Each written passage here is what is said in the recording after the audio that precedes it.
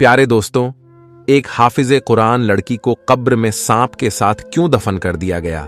आखिर इस लड़की ने ऐसा कौन सा गुनाह किया था जिसकी इससे इतनी दर्दनाक अजाब नाजिल हुआ? आखिर यह हाफिज़े कुरान होकर भी कौन सी गलती कर रही थी? तो दोस्तों, इस गुनाह को जानने के लिए हमारे साथ आखिर तक जरूर रहिएगा, क्योंकि निहायत ही सबक अमोज और इबरतनाक वाकया है। तेज बारिश हो रही थी। अम्मा सकीना का हाथ पांव फूल रहे थे। उसने रो रो कर सारा मोहल्ला आसमान पर उठा रखा था। कहां गई सिब्रा? वापस आ, खुदा के लिए 6 बज चुके हैं। मगरिब का अंधेरा हर तरफ छा गया है। पता नहीं मेरी बेटी कहां होगी, क्या कर रही होगी। अम्मा सकीना हमारे घर में बैठी दुआएं कर रही थीं। वह मुझे कह रही थी कि मैं इनके साथ चलकर इनकी बेटी को ढूंढूं, मगर इतनी तेज बारिश में मैं घर से नहीं निकल सकती थी। अम्मा ने कहा, बारिश रुकने दो, फिर चली जाना। अम्मा सकीना की नजर भी तेज नहीं थी कि वह अकेले जा सकती। बेचारी लाठी के सहारे चलती थी। बेबसी में इसका कोई सहारा भी नहीं था। मेरे पास ही अपना हर मसला लेकर आती थी। 6:30 रहे थे। बारिश रुक चुकी थी। मैंने घर से बड़ी टारच ली और अम्मा सकीना को साथ लेकर घर से निकल पड़ी। इतने में दरवाजा खुलने की आवाज आई।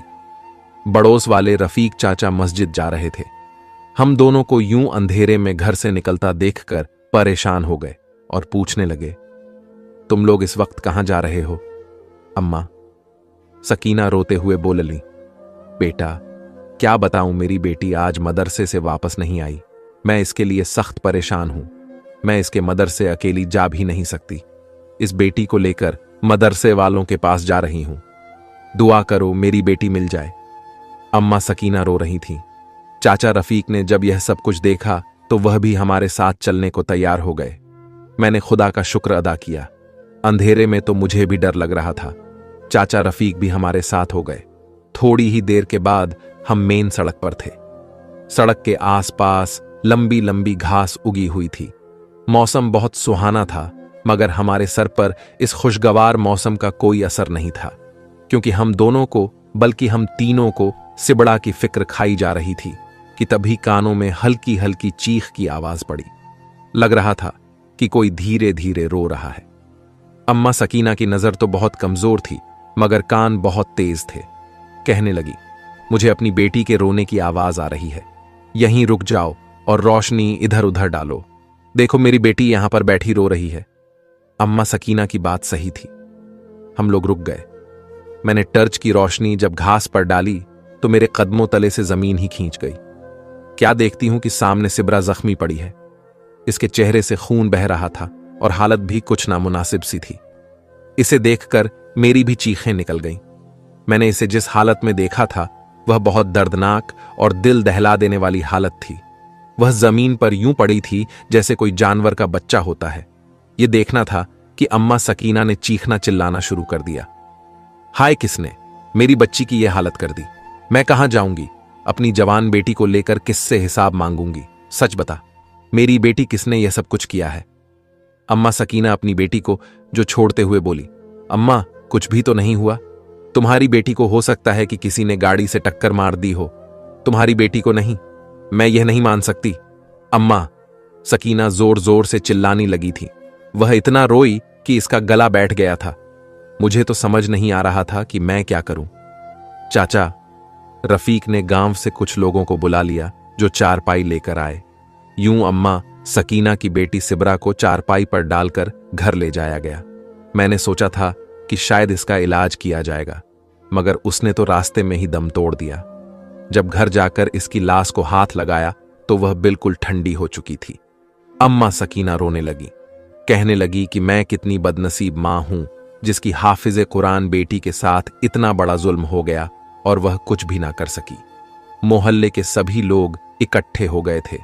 सबको पता चल गया था कि अम्मा सकीना के हाफिज़े कुरान बेटी सिब्रा के साथ बहुत बड़ा हादसा हो गया है, मगर लोग अजीब अजीब बातें कर रहे थे।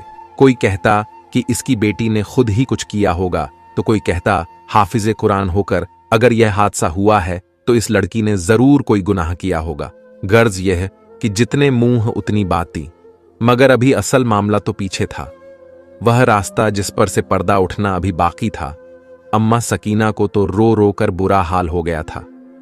मुझे कहने लगी कि बेटी, मेरे दिल में एक बात है जो मैं तुमसे ही कहूंगी, और वह मेरी बेटी की आखिरी ख्वाहिश भी थी। मैं नहीं जानती थी कि वह कभी इस दुनिया से अकेली चली जाएगी। अगर पता होता तो मैं उसके साथ अपना रवैया अच्छा रखती। मैं तो उसे खामा खा डांटती थी। अब इसकी आखिरी ख्वाहिश तो पूरी कर दूं। अगर नहीं की तो खुद को गुनाहगार समझूंगी। मैं अपनी बेटी को कफन में नहीं, इसके कुर्ते में दफनाऊंगी। अम्मा, सकीना ने एक सफेद फटा सा कुर्ता मेरे सामने कर दिया। यह क्या है? अम्मा सकीना, यह उसका वह कुर्ता है जिसमें मेरी बेटी नमाज़े तहज्जुद पढ़ा करती थी। वह कहती थी कि यही कुर्ता है जिसे पहनकर मैं अल्लाह तबारक ताला से मिलना चाहती हूं। इसका मतलब इसे अपनी मौत का पहले से ही पता था। अम्मा, सकीना अपनी बेटी को बहुत पाक समझ रही थी, मगर ऐसा नहीं था। बाहर के लोग जो बातें कर रहे थे उन्हें सुनकर तो इंसान कानों को हाथ लगाए। मेरे लिए अम्मा सकीना की परेशानी तो नाकाबिले बर्दाश्त हो रही थी, मगर क्या करती, उनकी बेटी को वह कुर्ता पहनाना था। मैं और मेरी वालिदा ने जब अम्मा सकीना की बेटी को गुस्ल देने का इरादा किया तो हम पर ऐसे कई राज खुले कि जिन्होंने हमारा दिल दहला दिया था। हमने बड़ी मुश्किल से अम्मा सकीना की बेटी को गुस्ल दिया था। हालांकि वह हाफिज़े कुरान थी, मगर इसकी मैयत के साथ यह मामलात होना हमारी समझ से बाहर था। मैं तो सोच भी नहीं सकती थी कि कभी किसी हाफिज़े कुरान और नमाज और तहज्जुद की पाबंद लड़की की मैयत के साथ ऐसा भी हो सकता है। मेरे जहन में खौफ ने डेरे डाल दिए थे। मैं सोचने लगी थी कि क्या मुझे कुरान हिफ्स करने से बाज आना चाहिए, क्योंकि जो इंसान कुरान हिफ्स करने के बाद भी अपनी गलतियों से बाज न आए तो उसके साथ अल्लाह ताला जो मामलात करता है वह मैंने अपनी आंखों के सामने देख लिया था। मगर मैं मां सकीना का दिल नहीं दुखाना चाहती थी कि उसकी बेटी के बारे में इसे ऐसी शर्मनाक हकीकत पता चले कि उसका अपना भी दिल परेशान हो जाए। इसलिए मैं चुप रही थी, मगर लोग कहां चुप रहने वाले थे। लोगों के तो मुंह में जुबानें होती हैं, और तीर जैसी जुबानी महल्ले की एक औरत ने लाश को देखकर एक अजीब बात कही थी। अम्मा सकीना को रोता देकर उसने जो फिकरा कसा था वह इज्जते नफ्स को मजरूह करने वाला था। बोली, क्या अम्मा सकीना, तुमने तो अपनी बेटी की पारसाई की सफाया दी थी, लेकिन अगर तुम्हें इतनी ही पारसाई लगती है तो तुम इसकी लाश का पोस्टमार्टम क्यों नहीं करवा लेती? तुम्हें साफ समझ आई जाएगी कि तुम्हारी बेटी के साथ क्या हुआ है। किसी गाड़ी ने टक्कर मारी है या फिर अम्मा। सकीना ने इसके मुंह से ही बात खींच ली और इसके चेहरे पर जोरदार तमाचा दे मारा। खबरदार, जो तुमने मेरी मरहूम बेटी के बारे में बकवास की। मेरी बेटी पाक और साफ थी। इसका किरदार शीशे की तरह शफाफ था। तुम्हें शर्म नहीं आती? ऐसी बकवास करते हुए अम्मा सकीना की बात सुनकर मैं सुन होकर रह गई थी। मैं इसे क्या बता दी कि मैंने तुम्हारी बेटी की मैयत में क्या देखा है। अम्मा सकीना का गुरूर और मान मैं तोड़ना नहीं चाहती थी। इसे अपनी बेटी पर भरोसा था। मैं चाहती थी कि इसका यह भरोसा कायम रहे। पोस्टमार्टम की बात ने अम्मा सकीना को परेशान कर दिया था। बेटी का जनाजा घर से उठने के बाद घर में अजीब सी वहशत उठ रही थी। मैं अम्मा सकीना के पास आकर बैठी तो वह फिर से फूट फूट कर रोने लगी।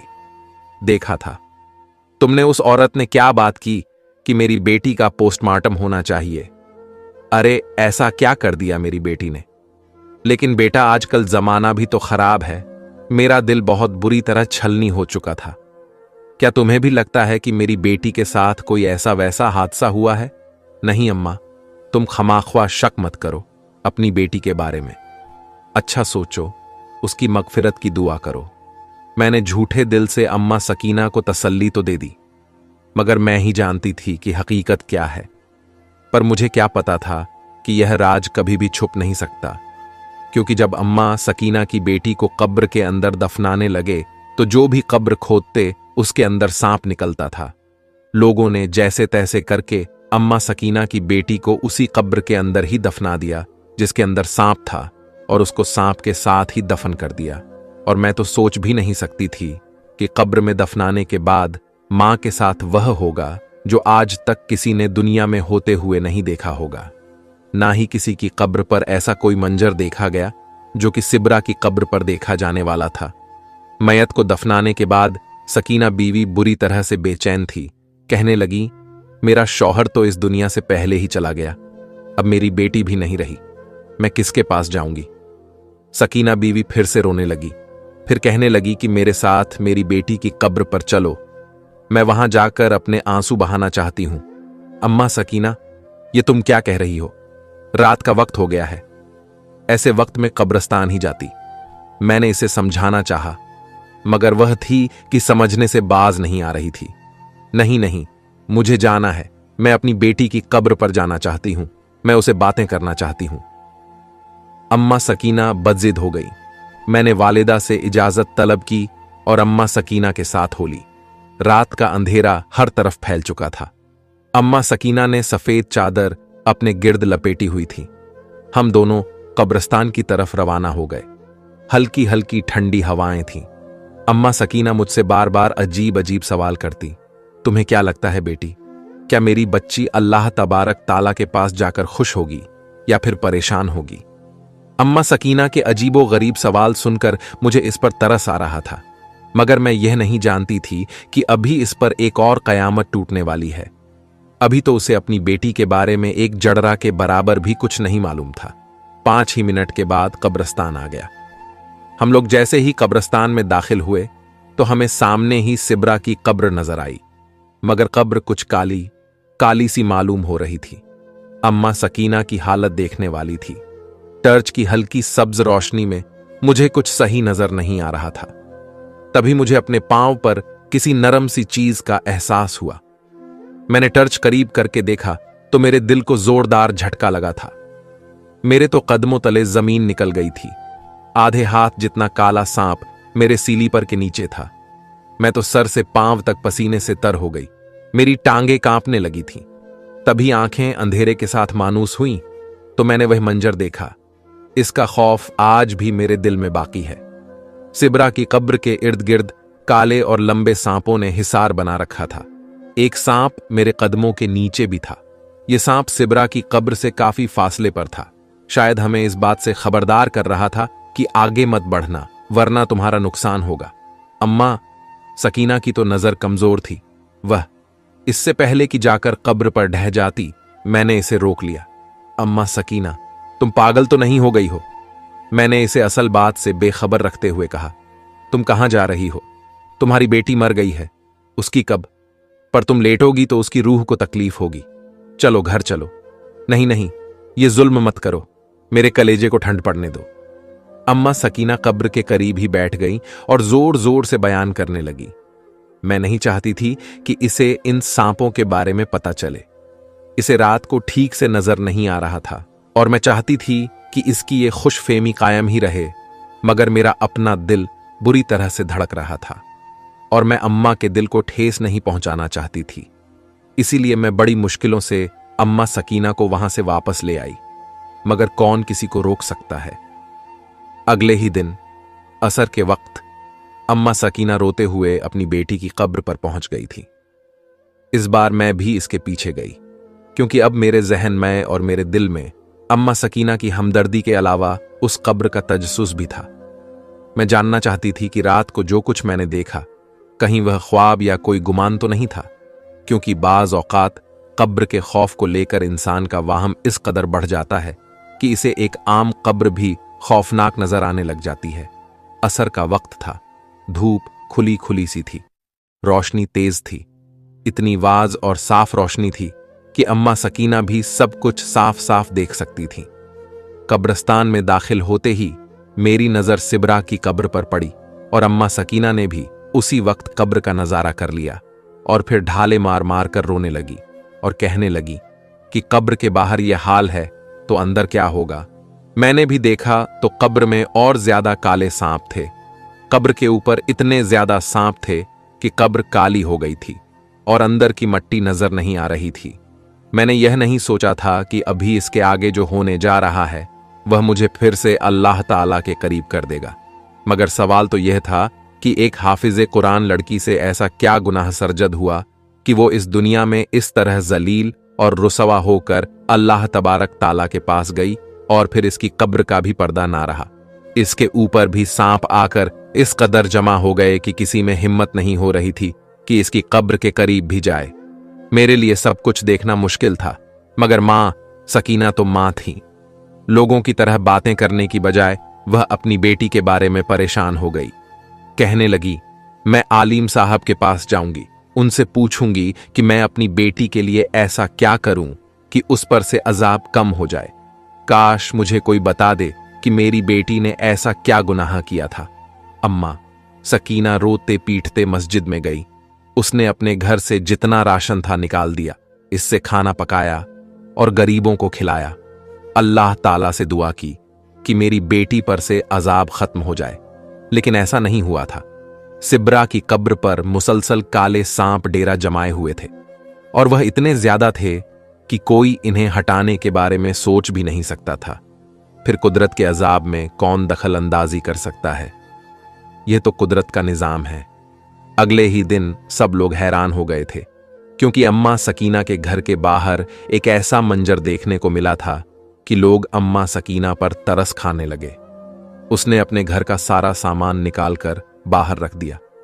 रोती हुई वह सदाएं लगाती, कोई गरीब हो आकर मेरे घर से जो चाहे उठा कर ले जाए। मैं सब अपनी बेटी के नाम पर सदका कर रही हूं। किसी को मेरे घर खाना हो तो आकर खाना खा ले। मैं अपनी हर चीज अल्लाह तबारक ताला की राह में कुर्बान कर रही हूं। ऐ मेरे रब, मेरी बेटी को माफ कर दे। अम्मा सकीना ने पहले अपने घर का सारा सामान निकालकर सड़क पर नीलाम कर दिया। किसी को कोई चीज सस्ते दामों में दे दी तो कई बेवाह को मुफ्त में दे दी। अम्मा सकीना अपना सर पीटती और कहती कि मुझे इस दुनिया से कुछ नहीं चाहिए, अपनी बेटी की आखिरत बचाना चाहती हूं। अम्मा सकीना के घर का सारा सामान एक हफ्ते में गरीब गुरब्बा उठाकर ले गए थे। जाहिर है लोगों की अपनी अपनी जरूरतें होती हैं। अम्मा सकीना ने सोचा था कि इतना बड़ा सदका और कुर्बानी करने के बाद इसकी बेटी की कब्र से अजाब हट जाएगा, मगर ऐसा नहीं हुआ। अम्मा सकीना हर रोज जाकर अपनी बेटी की कब्र देखती तो बदस्तूर वहां पर सांप जमा ही रहे थे। यह देखकर अम्मा सकीना सोचने लगी कि आखिर उसकी बेटी से कौन सा इतना बड़ा गुनाह हो गया है जिसकी वजह से इसे इतना सख्त अजाब हो रहा है। अम्मा सकीना के लिए यह सब कुछ करना बहुत मुश्किल था। वह लुटपुट गई थी। अब तो वह अपने घर में बैठी बस खाली नमक के साथ रोटी खाती थी। लोगों को इस पर तरस तो आता, मगर इसे खुद पर तरस नहीं आता था। एक दिन अम्मा सकीना ने अपना जेवर भी बेच दी, जो कि इसका सबसे कीमती और सबसे आखिरी अमानत था। जेवर बेचकर उसने जैसे खुद को अल्लाह तबारक ताला के आगे सौंप दिया था।